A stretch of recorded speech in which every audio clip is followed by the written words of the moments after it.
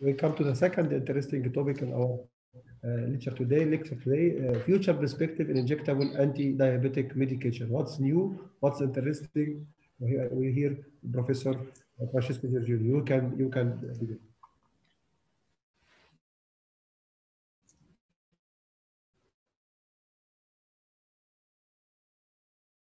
Largely on one class or kind of sister classes of injectable anti-diabetes medications would include the dual and triple agonists. So these are my disclosures again. They have not changed since last time. And let's look at this table, because this table is a table that was actually produced a couple of years ago, listing the GLP-1 based polyagonists that were at that time under preclinical or clinical development for diabetes, for type 2 diabetes, but also for obesity.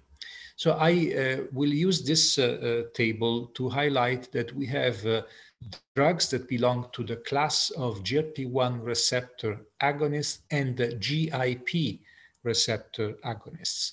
So the dual agonist for the GLP-1 receptor and the GIP receptor, the glucose-dependent insulinotropic polypeptide receptor. You have here a list of drugs, but I will focus on two of them. One is from Eli Lilly, and the other one is from Novo Nordisk.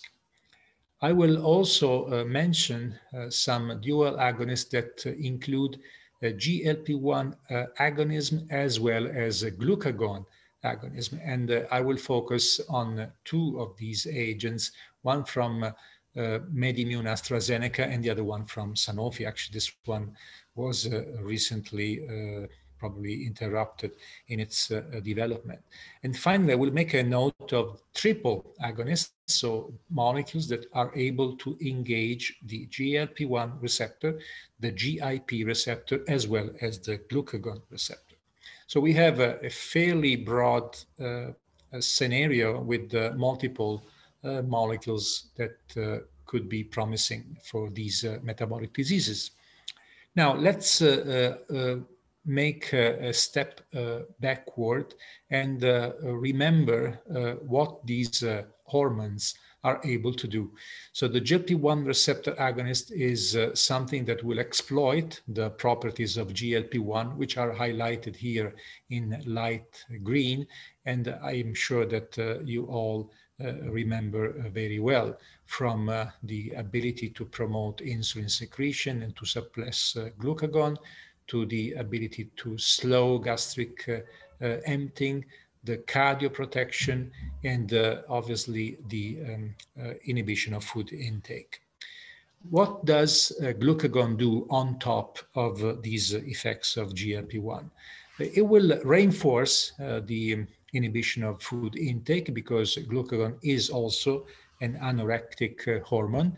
It will, differently than GLP-1, increase thermogenesis and possibly browning, acting on the adipose tissue, which is something that, as I said, GLP-1 is not able to affect.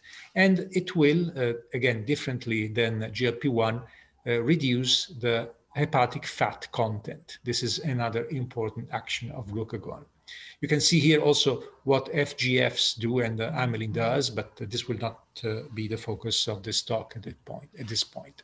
So this is an example of the structure of a dual glucagon receptor, GLP-1 receptor co-agonist, a dual agonist that will activate both receptors. The structure or the backbone of the protein is probably more similar to GLP-1, but you can appreciate how there are some amino acids that are unique to either GLP-1 or glucagon, and this is why the molecule is able to engage both receptors. Now, when a dual agonist is developed, a co-agonist is developed, it is important to understand, for example, for GLP-1 and glucagon agonism, that you have to really find the right balance about these two activities. If you have a molecule that is predominantly a glucagon receptor agonist, this will help the patient to lose weight, but maybe not to reduce high blood sugar. Conversely, a molecule which is predominantly a GLP-1 receptor agonist will work well as an anti-hyperglycemic medication, but probably will not promote a lot of weight loss. So it is important to reach the right balance of the two agonisms. Another concept I would like to mention is that we have learned since long time about the existence of these fibroblast growth factors.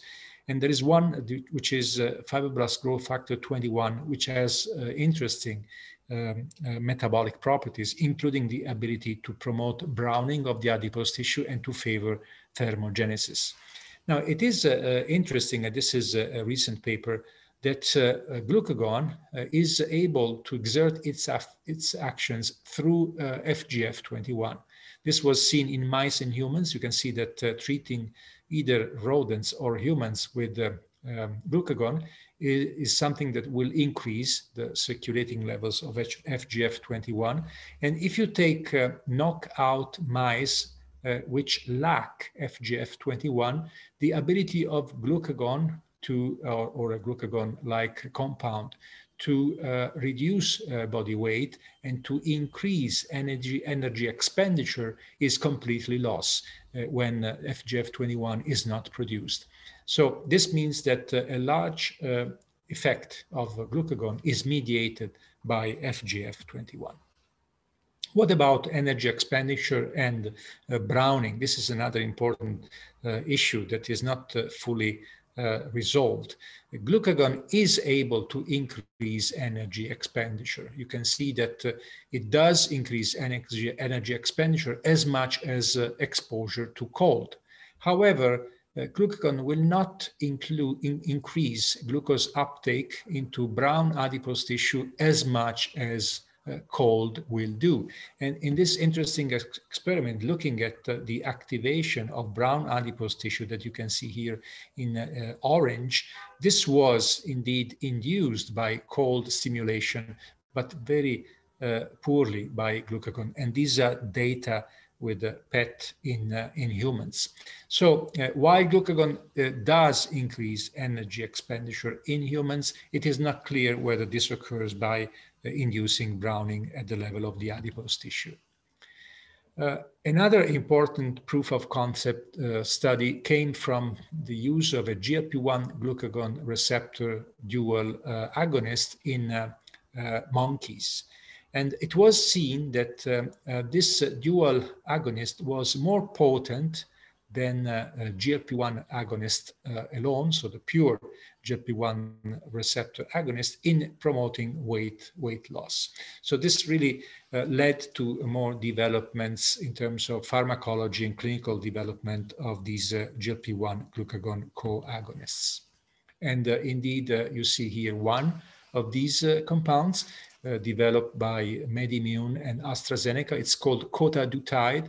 There was a study in people with type 2 diabetes, a phase 2A study, who were overweight or frankly obese. And you can see that in these people, the administration of this Cotadutide, the dual GLP-1 glucagon receptor co-agonist, was able to reduce the glucose excursion following a mixed meal, to reduce fasting glucose more than placebo, to reduce HbA1c, even though this is a study that had a duration of only a few weeks, and to reduce body weight to a significant extent. So this is something that provides the basis for possibly future development of Cotadutide in type 2 diabetes.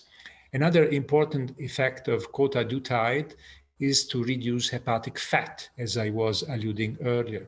This is a study in mice fed a high trans fat fructose cholesterol diet, which, as you see, promotes a lot of alterations in the liver, including the formation of ballooning, as well as inflammation and fat accumulation. So it is apparent that as you treat these mice with Cotadutide, you can reduce a lot of the alterations that are induced by this adverse diet, and you can achieve this target more than with liraglutide, and also more than using this compound that is able to inhibit steatosis. So this study clearly shows that cotaglutide is effective on steatosis, on inflammation, ballooning, NAFLD activity, and also able to reduce to a large extent fibrosis in the liver, preventing the adverse effects of the diet. So the mechanism of action, as recently suggested in this Nature Metabolism paper, of cotaglutide is to exploit the effects of the GLP-1 receptor agonism in terms of reducing food intake and therefore body weight, as well as promoting insulin secretion, and to exploit the effects of the glucagon receptor agonism, especially at the liver level, in which there is a reduction of inflammation, stellate cell activation, fibrosis, and a reduction of lipid content through activation of multiple steps that can explain these favorable effects on the liver. In contrast, there is no effect of glucagon on the pancreas, which is regulated by the GLP-1 receptor agonist, as we would expect. Let's now move to another interesting field, which is the one of the dual agonism of GLP-1 with GIP, the glucose-dependent insulinotropic polypeptide. And this is another interesting incretin hormone, which also will promote insulin secretion and reduce food intake by promoting also weight loss, but in addition has very interesting effects on the adipose tissue and on the bone. The adipose tissue function is enhanced with GIP, and this will turn out to be possibly useful to reduce fat accumulation in ectopic sites. And the bone resorption, which is reduced, is something that will, of course, promote bone health. So there is interest for this GIP effects. And as this was analyzed in regard to food intake, it was seen that in the hypothalamus, we have cells that express the GLP-1 receptor, but also some cells seen here in blue that express the GIP receptor, as well as cells in purple that express both receptors. So there is an anatomical basis for the dual agonism to be possibly more effective on food intake inhibition as compared to single agonism. This was explored, investigated in mice. Actually, here the results are not totally successful, but there is, you can see probably a little bit more consistent effect of the dual agonism as compared to the single agonism in terms of reducing food intake, even though in this particular study the differences are not statistically significant. So what is the mechanism of action of this dual agonism that exploits the activation of GLP-1 receptor and the GIP receptor? In addition to what we know is the action of GLP-1, there is the ability, as I said, again, to further reduce food intake, to further stimulate insulin secretion, and to affect the lipid buffering capacity of the white adipose tissue, which will result in increased insulin sensitivity. So with this dual agonism, insulin resistance could be counteracted more efficiently. The hepatic glucose production could be inhibited to a larger extent. The ectopic lipid accumulation could be definitely counteracted to a significant extent because of the enhanced ability of the white adipose tissue to incorporate and storage lipids. We have two molecules, one from Novo Nordisk that exploit this action of dual GLP-1 GIP receptor coagonism. You see here a paper, not that recent, I have to say, in a phase 2 trial on people with type 2 diabetes, showing that there is a reduction in HbA1c as well as in body weight, and also better glucose tolerance following a meal. But the novelty, I think, comes from this dual GLP-1 receptor agonist, which is called Terceptide. It's developed by Eli Lilly.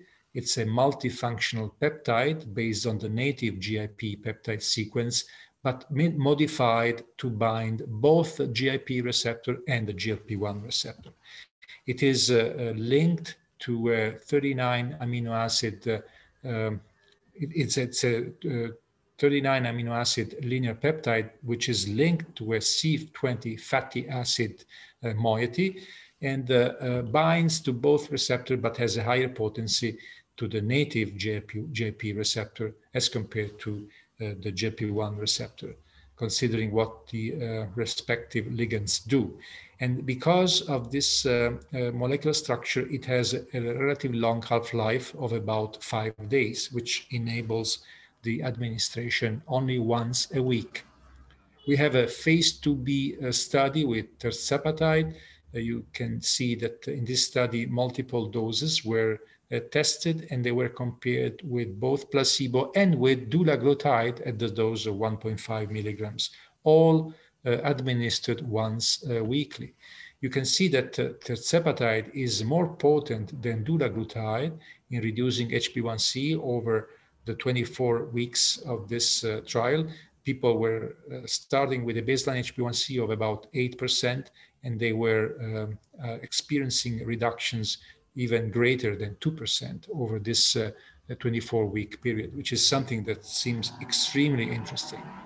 And as a consequence, the proportion of patients achieving the HbA1c targets of less than 7% or equal or less than 6.5% was very high. And please note that there were also some patients that had an HbA1c lower than 5.7%, meaning that they were reaching normal glucose levels. This is the HbA1c range of people who do not have diabetes. And this was met by 30% of patients exposed to 15 milligrams of Terceptide. The reduction of body weight was also very marked, ranging 8 to 11 kilos with the higher doses of Terceptide. And as a consequence, also the proportion of patients reaching the loss of baseline body weight greater than 5 or 10% was in the order of 67% and 40% respectively. And there were, again, some patients were able to lose more than 15% of baseline body weight. Interestingly, the tolerability of this Terceptide seems to be better than the one that we see with GLP-1 receptor agonists, for example, with dulaglutide. You can appreciate that there are doses at which you have greater HbA1c reduction with Terceptide as compared with dulaglutide, and greater body weight reduction as compared, again, Terceptide with dulaglutide. But at the same dose, the occurrence of nausea, vomiting, and diarrhea is lower as compared to dulaglutide with Terceptide. So it's very promising. And there's additional evidence of affecting in a favorable manner the lipoprotein profile. So the triglycerides, the LDL cholesterol, the ApoB, and also the proportion of small LDL particles, which are more atherogenic. This was seen to be changed better with using Terceptide as compared with dulaglutide, again from the phase 2b study. As well as on the liver, better reduction of transaminases, ALT and AST, a better reduction of K18, which is a factor that is a marker of liver cell apoptosis, so less damage of liver cells with the Terceptide as compared with dulaglutide, and also a tendency or statistically significant less ProC3, which is a marker of fibrosis. So there are some interesting perspectives also in the field of NAFLD NASH. Now, I'm concluding with the SURPASS program, which is the phase 3 program with Terceptide in type 2 diabetes. There are multiple studies that are being conducted or have just been concluded. And I would like to highlight that these are conducted in Caucasians as well as in people from Japan or other Asian countries as monotherapy versus semaglutide versus insulin degludec versus glargine or add-on to basal insulin. And please note that there is an ongoing cardiovascular outcome trial with Terceptide. The only trial that has been disclosed so far is SURPASS-1. This is just a press release. There's no yet presentation at meetings or papers published. It's a trial in which these doses of Terceptide were used and compared with placebo. And it's obviously a trial, as we just noted, with Terceptide as monotherapy. And in this trial, there were consistent reductions of HbA1c seen with all doses, including the lower dose of 5 milligrams. Over 40 weeks of duration of the trial, there was a reduction of 1.9%, about 1.9%, with 15 milligrams was greater than 2%. And also the reduction of body weight was in the order of 7 to 9.5 kilos. So very interesting results that confirm what was seen in the phase 2b trial. Also, the proportion of patients achieving the HbA1c target of less than 7% was very high, was about 90%. And people who become normal glycemic with an HbA1c lower than 5.7% is significantly high. About half of patients exposed to Terceptide achieve this goal, which means that people seem to be free of diabetes. The last slide is about a triple agonism. I alluded to this other possibility to exploit the engagement of not only the GLP1 receptor, but also the glucagon receptor and the GIP receptor with these three agonists. And I'm showing you here some data from a paper on Nature Medicine a few years ago, in which the triple agonist was more potent than the co-agonist in ameliorating liver histology, as well as in reducing high blood sugar and body weight in mice. So we have still a long way to go and to see in order to appreciate the potential benefits of these three agonists. So in conclusion, I showed you mostly data from GLP1 glucagon dual agonists. You can see that these agents provide HbA1c reduction. They also have a potential for NASH reversal, but the effects on brown adipose tissue in humans are not yet clear, and it is not clear whether these effects are sustained and whether they will provide greater weight loss as compared to GLP-1 receptor agonists, especially those employed at high doses, as with what would be the case with dulaglutide and possibly semaglutide. In contrast, the GLP-1 GIP dual agonists have a marked HbA1c reduction and a high likelihood to achieve normal glycemia in exposed patients.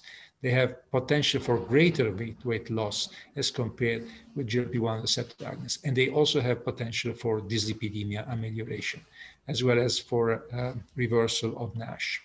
Again, here we don't know whether the efficacy and benefits will be maintained with sustained use, and we don't know whether the ability of GIP to promote bone health will mean that people, for example, people at risk of osteoporosis, will benefit from using these agents. This is something that is possible, but not yet proved. And finally, especially from the cardiovascular outcome trial with Terceptide, we need to understand whether the GLP-1 GIP dual agonist, this particular one, will be able to confer cardiovascular protection. All very interesting questions, and for sure the next future will provide us with some answers. Thank you very much for your kind attention again. Thank you very much, Professor Gorgino, for this very interesting and very highly scientific caliber lecture about injectable antidiabetic medications. While you are scrolling the slides, any of Gorgino, which means you are so highly interested in this field of antidiabetic medications. Thank you very much for this interesting presentation.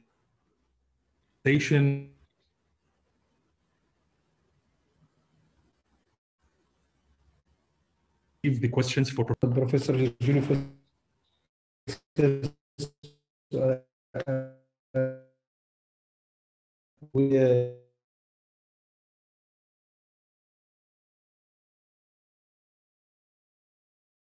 about the future of management of type 2 diabetes management. I thought that when the appearance of oral semaglutide, the cascade of injection will be stopped. But this lecture, the cascade was not stopped, but will hurry up. What in this combination, you concentrate in the combination of GLP1 mainly, not about the GLP1 with insulin. I could think that today we will discuss the once weekly basal insulin with GLP1, but I surprised what is all these new medication in the cascade of injectable GLP1 with combination. What about the tolerability of this combination, about the GIT side effect? Yeah, this is a good question because obviously you are seeing here more potent effects, and you wonder whether this is something that will occur at the expense of lower tolerability. Actually, what looks like, particularly looking at the effects of Terceptide, the GLP1 GIP agonist, is that there is no excess nausea or vomiting as compared to dulaglutide. Actually, there's even less nausea and vomiting, probably because GIP agonism at the central level in the brain is able to inhibit nausea. So this is something that could potentially counteract the effect of GLP-1 that, as we know, will promote nausea and vomiting. And in fact, also the data that were disclosed in the press release for the SURPASS-1 trial show that only 15 to 20% of patients experience nausea or vomiting, which is even slightly lower than what has been reported in most trials with GLP-1 receptor agonists.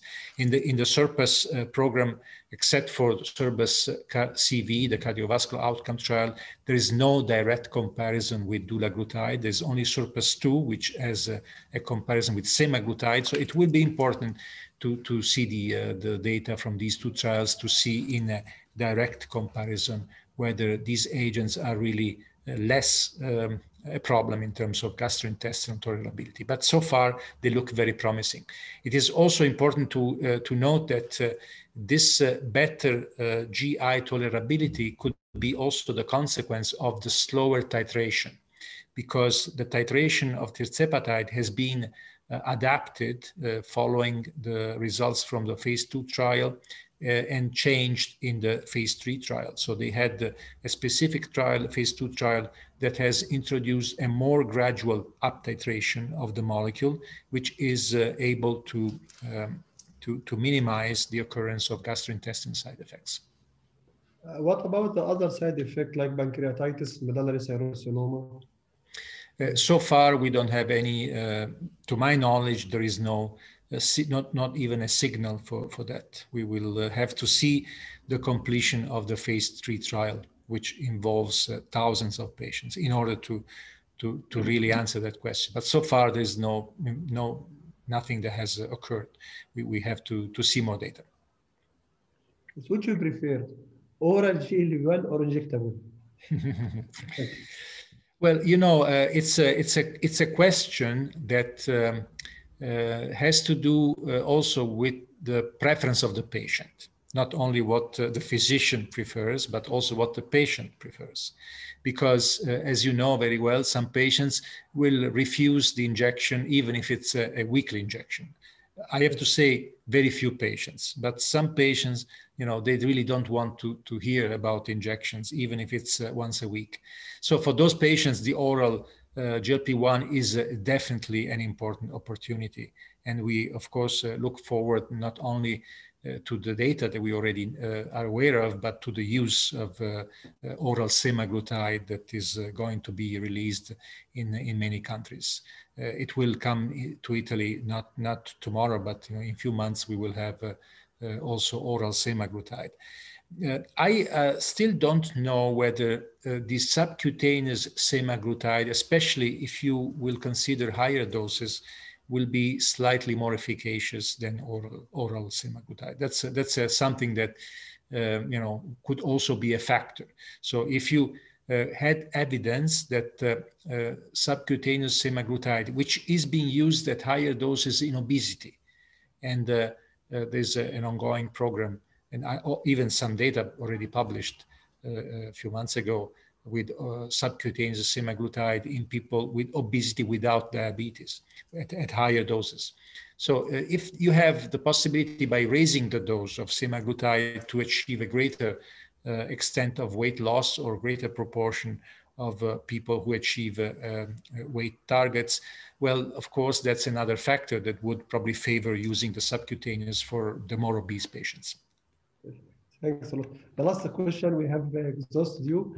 If the patient is not controlled on a basal insulin and you do intensification, which you prefer, intensification by basal insulin plus basal bolus or co-formulation, or intensification by basal GLP-1? What patient profile suitable for intensification by basal plus or insulin co-formulation, and what suitable for intensification by basal GLP-1 once fixed ratio combination? I think that we have now evidence that basal bolus or premix insulin in people who fail to achieve glucose targets with basal insulin is not probably the best option. We definitely have you know, the possibility to use either a fixed ratio combination of basal insulin with GLP-1 receptor agonist, for example, Iglar-Lixi or Ideglira, or free combination with a weekly GLP-1 receptor agonist, keeping basal insulin and titrating basal insulin to target. So that those two solutions, I think they are definitely more competitive because the patient will be as effectively treated as with insulin, or even more effectively treated. Definitely will have weight control, much fewer hypoglycemic episodes, and in many cases a much simpler regimen of administration. Let's think about the fixed ratio combination. That's only one injection per day. And there are very good data showing that this is a very good option for intensifying treatment in people who are not achieving glucose control on basal insulin and oral agents. There's also a recent trial that is being presented at the next ADA meeting, in which Iglar-Lixi, the fixed ratio combination of glargine and lixisenatide, has been compared with the 2 injections of premix insulin per day, which is another regimen that is still quite popular in some countries. And I can, you know, I cannot anticipate the results, but I can let you imagine, you know, what the results will look like in this comparison. Yeah, may I have just one minor question as being a cardiologist?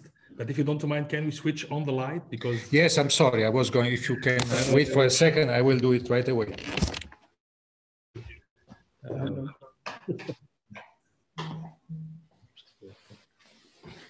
But thank you very much. It's more clear now. Yeah, apologies, but you know, while we were talking, the sunset. Yeah. So my question from cardiologist perspective: which one of those injectables would you prefer for patients with cardiovascular disease, atherosclerotic cardiovascular disease, hypertension, or heart failure? So any preferences, or would be the same from your point of view as endocrinologist? Well, as we consider GLP-1 receptor agonists, we know that the whole class has potential for cardiovascular benefit, especially on the atherosclerotic events and outcomes. So it is clear that multiple molecules within the class have shown to reduce stroke, to reduce myocardial infarction, to reduce cardiovascular mortality.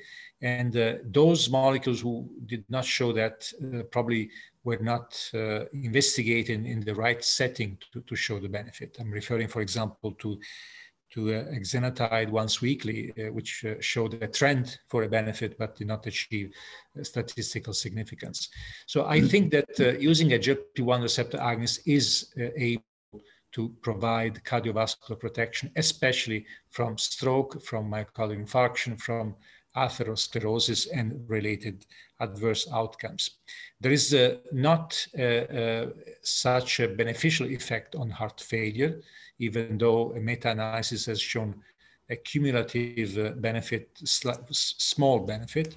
Probably this will be the case only in the most advanced patients with previous myocardial infarction or more severe cardiovascular disease. But I don't think that in order to improve heart failure outcomes, we should go for a GLP-1 receptor agonist. We have, as we have seen, better drugs like the SGLT2 inhibitors.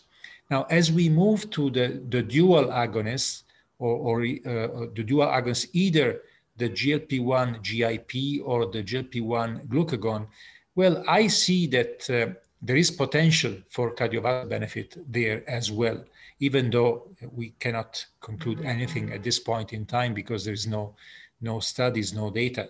There's one study that is ongoing, SURPASS-CV with Terceptide in people at high cardiovascular risk, in which Terceptide is being compared with dulaglutide, which has already shown cardiovascular benefit. So this study will definitely, I think, make an important point about the properties of these agents in terms of events.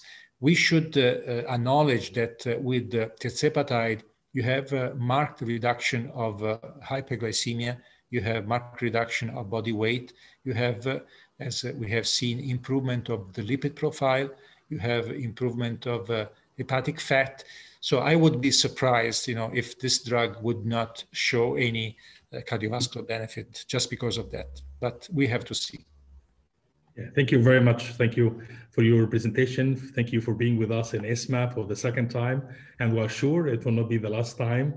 And we consider you honorary member and president of ISMA as well, if you don't mind. And we invite you, myself and my colleague, Professor Ihab Salim, for the next ISMA at 2020. Inshallah, we hope that Corona is out and you'll be able to join us physically. Thank you very much on my behalf, and I leave the microphone for Professor Ihab Salim.